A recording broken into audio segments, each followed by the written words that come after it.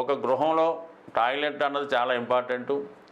ఎట్టి పరిస్థితుల్లో కూడా తూర్పు భాగంలో టాయిలెట్ ఉంటే ఆ గృహం నెమ్మదిగా వినాశనానికి కారణమవుతూ ఉంటుంది. ఈశాన్యంలో టాయిలెట్ ఉండడం వల్ల పెద్ద కుమారుడు పనికి రాకుండా పోతాడు.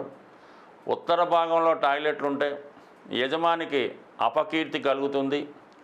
ఏదో ఒక బలహీనతలో చిక్కుకోవడమో, ఏదో ఒక బ్లేమ్లో చిక్కుకోవడం, ఇబ్బంది పడుతూ ఉంటాడు. అనారోగ్య సమస్యలు ఆ గృహంలో వెంటాడుతూ ఉంటాయి.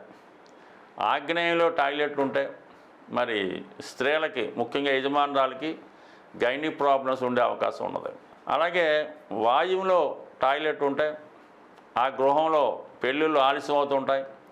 ఎంత ప్రయత్నం చేసినా ఈ బ్రహ్మచారులు పెరిగిపోతూ ఉంటారు, అప్పులు పెరిగిపోతూ ఉంటాయి.